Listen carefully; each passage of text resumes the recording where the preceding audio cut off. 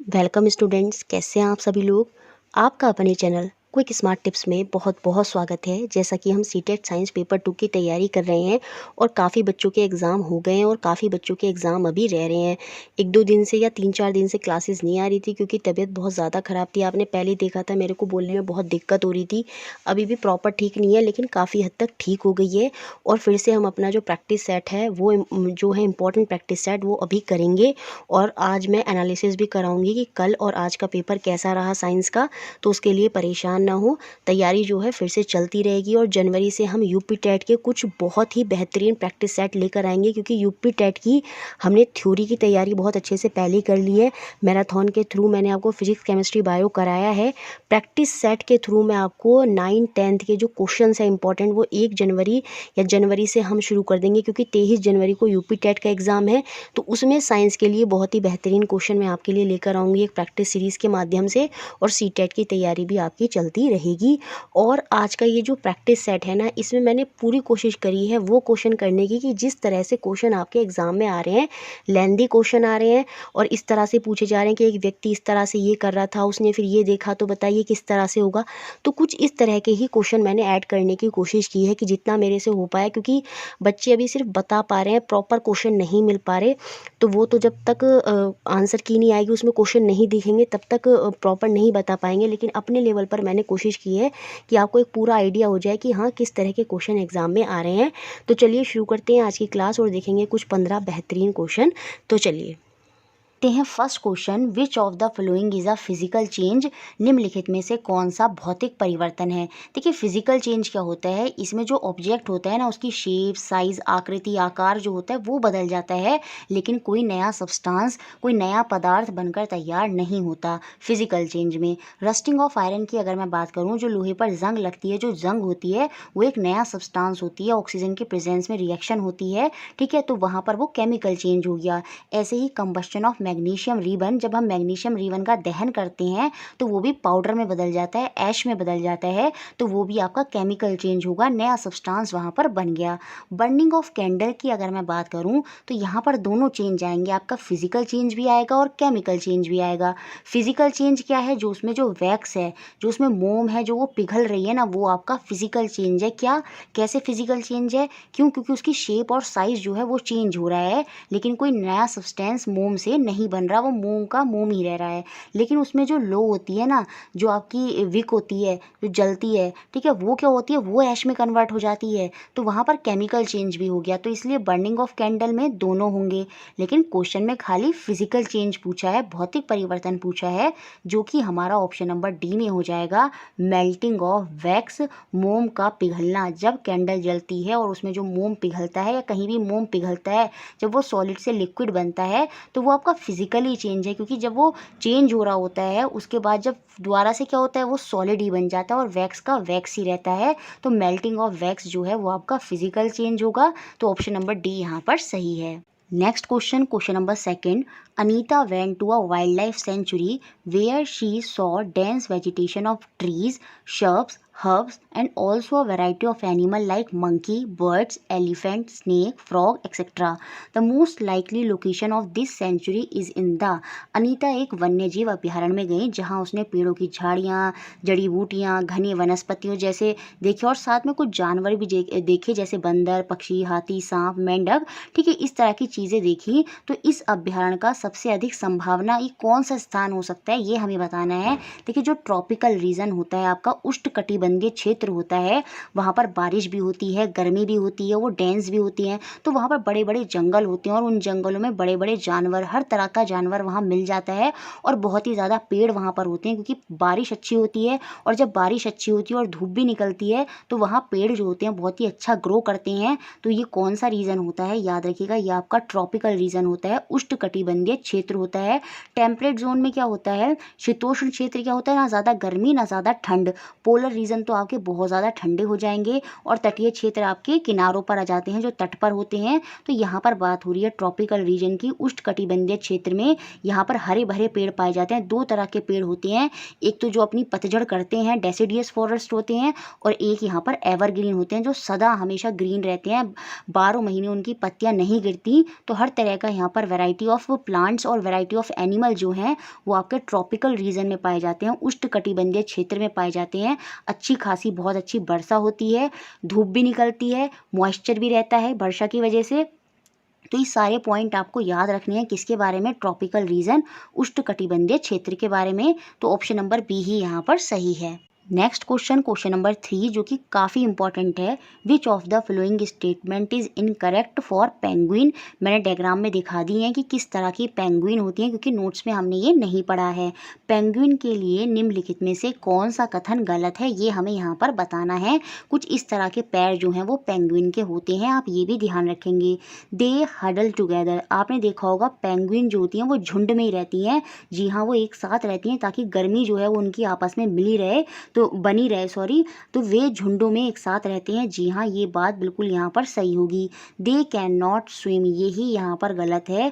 Penguin जो होती हैं वो अच्छी स्विमर होती हैं क्योंकि उनके वेव्ड फीट होते हैं और साथ में उनकी स्ट्रीमलाइन बॉडी होती है जो उनको मदद करती है तैरने में। उनके पास जाल जैसे पैर होते हैं, ये देखिए, और जहाँ जाल जैसे पैर होंगे वहाँ पर स्विमिंग वो जानवर कर पाएंगे। वेव्ड फीट की वजह से ये स्विमिंग कर पाते हैं पेंगुइन, और यहाँ पर ये कह रहा है ये स्विम नहीं कर सकते। तो ऑप्शन नंबर बी ही यहाँ पर गलत है। बाकी सारे पॉइंट आपको याद रखने हैं। झुंडों में एक साथ रहते हैं, उनके वेव्ड फीट होते हैं, जाल जैसे फीट होते हैं, पैर होते हैं, और उनकी स्ट्रीम लाइन बॉडी होती है। सुडेल, चिकनी जो होती है वो उनकी सतह होती है, बॉडी की जो ऊपरी सतह होती है, स्किन। तो ये सारे पॉइंट आप याद रखेंगे पेंगुइन के बारे में। लेकिन यहाँ जो आंसर है वो आपका ऑप्शन नंबर बी है। Next question number 4, read the following environmental condition of tropical rain forest. उष्णकटिबंधीय वर्षा वनों की निम्न पर्यावरणीय स्थितियों को पढ़ें और बताएं इनमें से कौन सी कंडीशन आपकी ट्रॉपिकल रेन फॉरेस्ट उष्णकटिबंधीय क्षेत्र के लिए जिम्मेदार है। Identify the condition from the above, list that are responsible for the presence of large number of plant and animal in the tropical rain forest. उपरोक्त सूची में उन स्थितियों को पहचान करें जो उष्णकटिबंधीय वर्षा वनों में बड़ी संख्या में पौधे और जानवरों की उपस्थिति के लिए जिम्मेदार हैं। देखिए, यहाँ पर गर्मी होती है और यहाँ का क्लाइमेट ह्यूमिड होता है, तो ये तो बिल्कुल बात सही है। गर्म और आर्द्र यहाँ पर जलवायु होती है क्योंकि वर्षा होती रहती है, इसलिए यहाँ पर ह्यूमिडिटी होती है। अबेंडेंट ऑफ रेनफॉल, जी हाँ, यहाँ पर बारिश जो है वो प्रचुर मात्रा में होती है, तो ये बात भी हमें ध्यान रखनी है। अबेंडेंट लाइट एंड मॉइस्चर, जी हाँ, यहाँ पर प्रकाश जो है बहुत अच्छे से आता है और साथ में यहाँ पर नमी होती है, मॉइस्चर होता है इस एरिया में। ये सारे पॉइंट जो हैं ट्रॉपिकल रेन फॉरेस्ट को बताती हैं, और यही वजह है प्लांट वहाँ पर बहुत ज़्यादा होंगे, एनिमल को पानी धूप सब मिलेगा, तो वो वहाँ पर सीधी सी बात है वहाँ पर होंगे। यहाँ पर जो सेकंड ऑप्शन बोला है ना कि unequal length of day and night, ये यहाँ पर गलत है। दिन और रात यहाँ पर असमान नहीं होती, समान होते हैं। ठीक है, तो कौन कौन से ऑप्शन आपके ट्रॉपिकल रेन फॉरेस्ट को बता रहे हैं, उष्णकटिबंधीय वर्षा वनों को बता रहे हैं? तो ऑप्शन ए आपका बता रहा है, ऑप्शन थर्ड आपका बता रहा है, और आपका ऑप्शन फोर्थ बता रहा है, जो कि हमारा ऑप्शन नंबर सी में है। फर्स्ट, सेकेंड एंड फोर्थ, ये तीनों के तीनों यहाँ पर सही हैं। Next question number 5, out of the given definition which is the most appropriate definition of climate. दी गई परिभाषाओं में से जलवायु की सबसे उपयुक्त परिभाषा कौन सी है, ये हमें बतानी है। देखिए, जो क्लाइमेट होता है ना वो औसत होता है कई वर्षों का, 30 वर्षों का, 24 वर्ष से ज़्यादा का औसत जो होता है वही आपका क्लाइमेट बताता है कि किस तरह का वातावरण 24 वर्षों में लगातार रहा है, वही आपका क्लाइमेट को डिफाइन करेगा, जलवायु को बताएगा। Average weather pattern of many year, कई वर्षों का औसत मौसम जो पैटर्न है, जो कई वर्षों तक लगातार वेदर रहता है, वही आपका क्लाइमेट को डिफाइन करता है। और ये एवरेज होता है ज़्यादातर 30 वर्षों का, वैसे 24 वर्षों का भी कहीं बोलते हैं, उससे ज़्यादा वर्षों का ये क्या होता है, औसत होता है। तो ऑप्शन नंबर बी यहाँ पर बिल्कुल सही हो गया। Next question, question number 6, choose the incorrect statement from the following. निम्नलिखित में से गलत कथन को यहाँ पर हमें पहचानना है। Polar bear need to have a strong sense of smell because in polar region very few prey are available, so keen sense of smell help them to catch prey. जी हाँ, ये बात बिल्कुल सही है। जो ध्रुवीय भालू होते हैं, एक तो वो आपके आर्कटिक रीजन में पाए जाते हैं जहाँ टेम्परेचर ऑलरेडी -37 डिग्री से भी कम है, तो वहाँ पर जो भोजन होगा ना, उनके लिए जो शिकार होगा वो बहुत ही कम होता है। तो उनके जो सूंघने की शक्ति है ना, वो बहुत ही मजबूत होनी चाहिए, ताकि जब शिकार उनके आसपास हो तो वो उसको आसानी से पकड़ सकें, वो उनसे बचकर ना निकले, क्योंकि वहाँ पर शिकार बहुत कम है। तो ये बात तो हो गई यहाँ पर सही। Penguin stick together to fight the cold polar climate. जी हाँ, जो पेंगुइन होते हैं वो ठंडे ध्रुवीय जलवायु में से लड़ने के लिए क्या करते हैं, एक साथ रहते हैं, ताकि जो गर्मी है वो उनके आसपास बनी रहे और वो ठंडे वेदर में सर्वाइव कर पाएँ। दे हडल टुगेदर, ये हमने पीछे भी देखा था। तो ये बात तो हो गई यहाँ पर सही। रेंडियर जो हमारा बारहसिंगा होता है, मस्क ऑक्सन जो हमारा कस्तूरी बैल होता है, are some example found in tropical region. ये यहाँ पर गलत हो गया। ये जो एग्जाम्पल है ना, ये आपके पोलर रीजन के ही हैं, ठंडे क्षेत्र में है। जो रेंडियर होता है, बारहसिंगा होता है, और ये जो कस्तूरी बैल होता है, ये आपके पोलर रीजन में ही पाए जाते हैं। पेंगुइन हो गए, आपके पोलर बियर हो गए, ये सारे के सारे आपके पोलर रीजन में पाए जाते हैं, ठंडे क्षेत्र में पाए जाते हैं, ना कि ट्रॉपिकल रीजन में। तो ये ऑप्शन हो गया यहाँ पर गलत। ये उष्णकटिबंधीय क्षेत्र में नहीं पाए जाते, और यहाँ पर लिखा है ये पाए जाते हैं। Tropical rain forest are hot and humid throughout the year. जी हाँ, ये बात हो गई सही। उष्णकटिबंधीय जो वर्षा वन है वो पूरे वर्ष क्या होते हैं, गर्म और आर्द्र होते हैं। नमी तो वहाँ पर होगी वर्षा की वजह से, तो वो ह्यूमिडिटी होती है, ठीक है, तो वो गर्म भी रहते हैं पूरे वर्ष। ये बात यहाँ पर सही है। तो गलत कौन सा कथन है यहाँ पर, option number C. Next question, question number 7, which of the following is a chemical change. निम्नलिखित में से कौन सा रासायनिक परिवर्तन है, ये यहाँ हमें बताना है। रासायनिक परिवर्तन में आपका एक नया सब्सटेंस बनता है। देखिए, जो ट्विंकलिंग ऑफ स्टार है, स्टार टिमटिमाते हैं, ये आपका भौतिक परिवर्तन है, क्योंकि यहाँ पर कोई नया सब्सटेंस नहीं बन रहा है। ऐसे ही जो आपका कुकिंग ऑफ वेजिटेबल है ना, ये आपका रासायनिक परिवर्तन है, क्योंकि कच्ची सब्जियाँ अलग होती हैं और पकने के बाद वो अलग हो जाती हैं, एक नई फॉर्म ले लेती हैं, तो वो आपका रासायनिक परिवर्तन होगा। बाकी कटिंग ऑफ फ्रूट, जब मैं फलों को काटूंगी तो वहाँ पर उनकी शेप ही चेंज हो रही है, कोई ऐसा तो है नहीं कि नया फल बन के आ गया वहाँ पर कोई, तो वो भी आपका फिजिकल चेंज है, केमिकल चेंज तो होगा नहीं।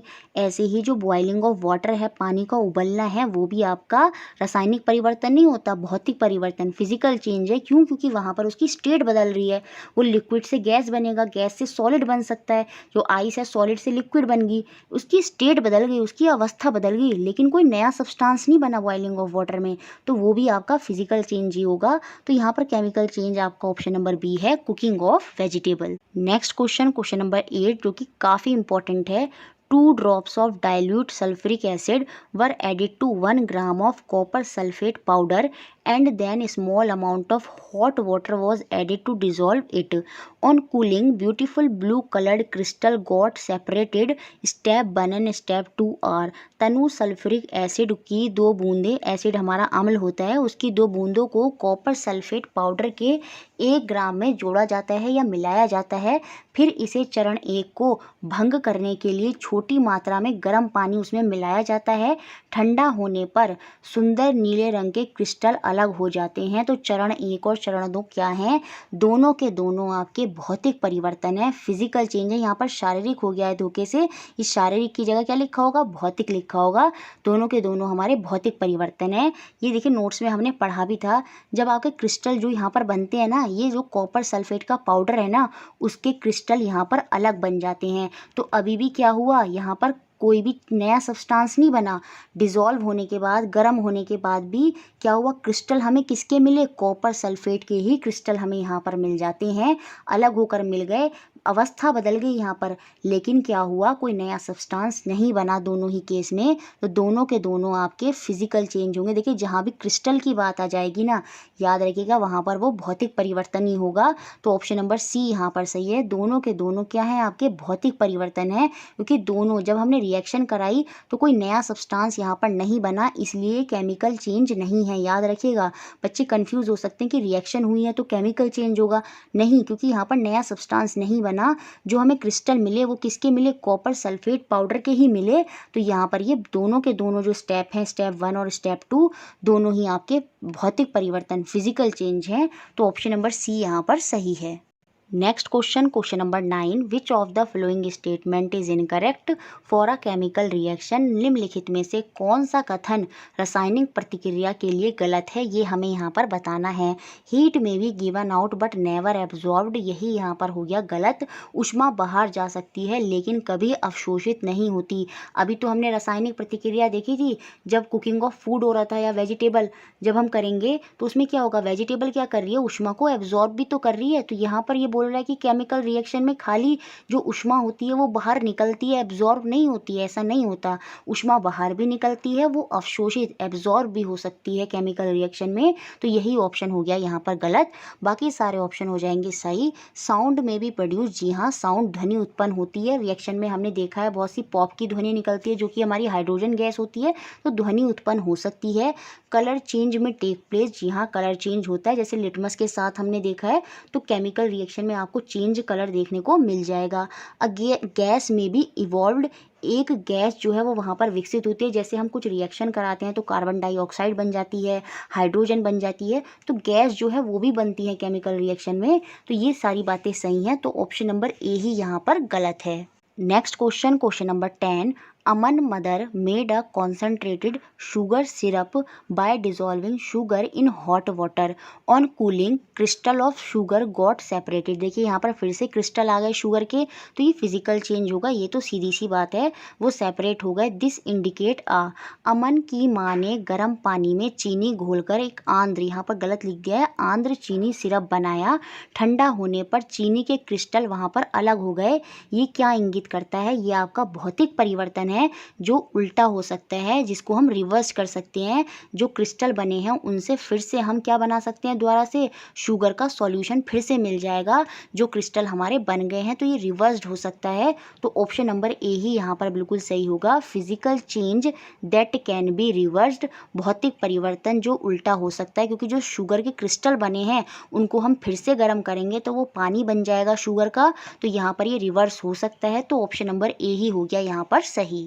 Next question, question number 11, galvanization is a process use to prevent the rusting of which of the flowing.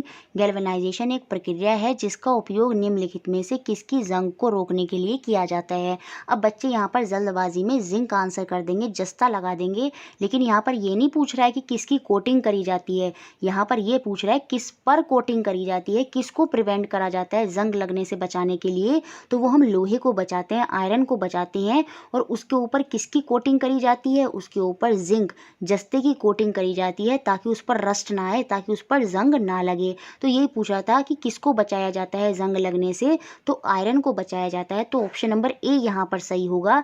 लेकिन अगर क्वेश्चन ऐसे पूछता कि किसकी कोटिंग करी जाती है आयरन के ऊपर, तब हम आंसर ऑप्शन नंबर बी देते, जिंक देते, जस्ता देते। ठीक है। Next question, question number 12, a man painted his main gate made up of iron 2। एक आदमी ने लोहे से बने अपने मुख्य द्वार को चित्रित किया, पेंट किया। उपरोक्त में से कौन सा कथन सही है, which of the following above statement is या are correct. Prevent it from rusting, जी हाँ, जंग से बचाने के लिए हम क्या करते हैं, पेंट करते हैं, तो ये बात तो हो गई सही। प्रोटेक्टेड फ्रॉम सन, जी नहीं, इसका पेंट से सन का कोई मतलब नहीं है। मेक इट लुक ब्यूटीफुल, जी हाँ, हम किसी दरवाजे पर पेंट इसलिए भी तो करते हैं ताकि वो सुंदर लगे, तो ये बात भी सही है। मेक इट डस्ट फ्री, जी नहीं, पेंट इसलिए नहीं करा जाता ताकि उस पर डस्ट ना आए, धूल ना आए। तो यहाँ पर कौन से ऑप्शन सही हैं जो इस बात को दर्शाते हैं पेंट करने के पीछे के मकसद को, तो आपका पहला ऑप्शन होगा और तीसरा ऑप्शन होगा, जो कि आपका ऑप्शन नंबर डी में है। एक तो उस पर जंक ना लगे और एक आपका दरवाज़ा सुंदर दिखे, तो ऑप्शन नंबर डी यहाँ पर बिल्कुल सही है। नेक्स्ट क्वेश्चन, क्वेश्चन नंबर 13, जो कि हमारा पेडागोजी से है। Which one of the following statement about scientific knowledge would you not agree with. वैज्ञानिक ज्ञान के बारे में निम्नलिखित में से किस कथन से आप सहमत नहीं होंगे, ये हमें यहाँ पर बताना है। Scientific knowledge is absolute, certain and eternal, यही यहाँ पर गलत है। वैज्ञानिक ज्ञान जो है वो आपका एक तो सर्टेन निश्चित नहीं होता, ना ही वो शाश्वत होता है। इटरनल क्या होता है, हमेशा के लिए रहने वाला। ऐसा नहीं होता, जैसे हमने देखा था जब हम छोटे थे, हम पढ़ते थे 9 प्लैनेट हैं, लेकिन बाद में कितने प्लैनेट हो गए, 8 प्लैनेट हो गए। जो प्लूटो था उसको प्लैनेट से हटा दिया गया। तो साइंटिफिक साइंस में क्या है, कुछ भी हमेशा के लिए नहीं है, इसमें चेंजेस होते रहते हैं। आज कोई थ्योरी जो सही है, हो सकता है कल को वो थ्योरी गलत कर दे कोई साइंटिस्ट। तो यहाँ पर कुछ भी एब्सोल्यूट नहीं है, सर्टेन नहीं है, तो यही यहाँ पर सही नहीं होगा। बाकी सारे कथन हो गए यहाँ पर फिर सही। Scientific knowledge is socially and culturally embedded. देखिए साइंस में हम सारी सोसाइटी कल्चर के बारे में भी पढ़ते हैं, कहाँ पर कैसा वेदर है, कहाँ पर कैसा क्लाइमेट है, लोग किस तरह से उसमें सर्वाइव करते हैं, बहुत सी चीज़ें हैं जो सोसाइटी और कल्चर से रिलेटेड होती हैं साइंस में। तो ये यहाँ पर हो गया सही। Scientific knowledge is theory laden. यहाँ पर इससे ये मत समझिएगा थ्योरी लेडन से कभी ये कोई निगेटिव पॉइंट है, जी नहीं। जो वैज्ञानिक ज्ञान है वो सिद्धांतों से ही निकलता है, ये बात यहाँ पर बिल्कुल सही है। थ्योरी लेडन का मतलब है सिद्धांतों से निकलना। वैज्ञानिक ज्ञान जो है वो सिद्धांतों से निकला है। कुछ साइंटिस्ट ने सिद्धांतों को प्रूव किया है और वहाँ से ही आपका विज्ञान जो है विकसित हुआ है। Development of scientific knowledge evolve imagination and creativity. जी हाँ, वैज्ञानिक ज्ञान के विकास में कल्पना शक्ति, सृजनात्मकता सम्मिलित होती है। विदाउट क्रिएटिविटी और इमेजिनेशन के तो साइंस में कुछ हो ही नहीं सकता। अगर कोई भी चीज़ इन्वेंट करनी है तो उसमें बहुत ही ज़्यादा सोचना पड़ता है, नई नई चीज़ों का प्रयोग करना पड़ता है, क्रिएटिविटी वहाँ पर इन्वॉल्व होती है। तो ये बात हो गई सही। तो कौन सा ऑप्शन यहाँ पर गलत है, ऑप्शन नंबर ए यहाँ पर गलत है। Next question, question number 14, describing the relationship between the distance traveled by a ball that is rolled on the inclined plane and the angle of plane by constructing a graph is an example of। किसी आनत तिरछे समतल पर एक गेंद के द्वारा लुढ़कते हुए तय की गई दूरी और उस आनत समतल के कोण के बीच के संबंध को टीचर क्या कर रहा है, ग्राफ पर बनाकर दिखा रहा है। ठीक है, यह निम्नलिखित में से किसका उदाहरण है, ये हमें बताना है। यहाँ पर देखिए टीचर आता है, बोर्ड पर किसी टॉपिक को समझाना शुरू कर देता है, तो हमें बताना है ये क्या है, किसका उदाहरण है। हाइपोथेसाइजिंग, यहाँ पर परिकल्पना, बच्चे कुछ सोच तो नहीं रहे, तो ये तो हो गया बाहर। प्रिडिक्टिंग, यहाँ पर बच्चे अनुमान भी नहीं लगा रहे, तो ये भी हो गया बाहर। अब कंफ्यूजन होगा ऑप्शन नंबर सी में और डी में। संप्रेषित करना, कम्युनिकेटिंग, टीचर कम्युनिकेट तो कर रहा है भाई बच्चों से बात कर रहा है, बोर्ड पर उनको समझा रहा है। तो साइंस के पर्सपेक्टिव में कम्युनिकेटिंग से ज़्यादा अच्छा यहाँ पर क्या होगा, इंटरप्रेटिंग होगा। व्याख्यान विधि यहाँ पर आ जाएगी। व्याख्यान विधि में क्या होता है, टीचर बस बोलता रहता है, समझाता रहता है, बच्चे एक्टिव लिसनर नहीं होते, बच्चे पैसिव लिसनर होते हैं, वो सिर्फ सुनते रहते हैं। तो यहाँ पर इंटरप्रेटिंग होगा, व्याख्यान होगा, निर्वाचन होगा, कम्युनिकेटिंग भी होगा, लेकिन साइंस के टर्म में अगर मैं ऑप्शन की बात करूँ तो वो ऑप्शन नंबर सी होगा यहाँ पर, इंटरप्रेटिंग। नेक्स्ट और last question, question number 15, which one among the following situation give the student the best opportunity of discovery learning. नीचे दी गई कौन सी परिस्थिति विद्यार्थियों को ज्ञान की खोज के लिए सर्वोत्तम अवसर प्रदान करती है, ये हमें बताना है। जहाँ पर बच्चे खुद से कर रहे हैं, डिस्कवरी लर्निंग में क्या होगा, बच्चे खुद से चीज़ें करेंगे, सीखेंगे और खुद से ही पता लगाएंगे कि क्या क्या उन्होंने किया, क्या क्या नई चीज़ें उन्होंने खोजी, उनसे क्या क्या रिजल्ट निकला। तो वहाँ पर बच्चे ही खुद से चीज़ें करेंगे। स्टूडेंट बीइंग इंस्ट्रक्ट कौन करेगा, टीचर। जब टीचर इंस्ट्रक्ट करेगा तो बच्चे खुद से कैसे करेंगे, तो ये ऑप्शन नहीं होगा। Student being instructed through team teaching on material of daily use. विद्यार्थियों को टीम शिक्षण द्वारा दैनिक उपयोग की सामग्री के विषय में ज्ञान देना या शिक्षा देना। तो यहाँ पर बच्चों को शिक्षा दी जा रही है, तो वो कुछ खोज नहीं कर रहे हैं, यहाँ पर खुद से कोई कार्य नहीं कर रहे हैं। Student being first show the demo of Archimedes principal followed by a detail explanation. यहाँ पर भी टीचर का काम हो रहा है, टीचर आता है, सिद्धांत का निर्देशन करके दिखाता है, डेमो करके दिखाता है और फिर उसको एक्सप्लेन करता है, उसकी विस्तृत व्याख्यान करता है। तो यहाँ पर बच्चे कुछ नहीं कर रहे, यहाँ पर कार्य कौन कर रहा है, टीचर कर रहा है। तो डिस्कवरी लर्निंग यहाँ पर होगी नहीं। Student labelling the given material as conductor and non conductor by placing them in self assembled close electric circuit. जी हाँ, यहाँ पर बच्चे क्या कर रहे हैं, स्वयं से पहले तो एक क्लोज इलेक्ट्रिक सर्किट को बना रहे हैं और फिर जो वहाँ पर जो ऑब्जेक्ट रखे हैं, मटेरियल रखे हैं, उनको चेक कर रहे हैं कि कौन से चालक हैं और कौन से कुचालक हैं, कौन से विद्युत के अच्छे कंडक्टर हैं और किन में से इलेक्ट्रिसिटी पास नहीं हो सकती। तो यहाँ पर बच्चे क्या कर रहे हैं, खुद से कार्य कर रहे हैं। एक तो उन्होंने सर्किट बनाया, परिपथ बनाया खुद से और फिर उसमें वो चेक भी कर रहे हैं कि कौन से मटेरियल जो सामग्री है कौन सी उनमें चालक है और कुचालक है, कौन सी कंडक्टर है या फिर नॉन कंडक्टर है। तो यहाँ पर डिस्कवरी लर्निंग हो गई क्योंकि बच्चे स्वयं से चीज़ों को कर रहे हैं और खुद से ही उनके रिजल्ट निकाल रहे हैं। बाकी यहाँ पर फिर से इलेबोरेट और डिटेल सेशन ये सारे डिस्कवरी लर्निंग को प्रमोट नहीं करते, तो ऑप्शन नंबर सी ही यहाँ पर क्या हो गया, बिल्कुल सही हो गया। तो इस तरह से ये हमारे 15 क्वेश्चन थे जो कि बहुत ज़्यादा इंपॉर्टेंट हैं आपके सीटेट एग्ज़ाम के लिए। सभी को वीडियो लाइक करनी है, शेयर करना है और सब्सक्राइब करना है।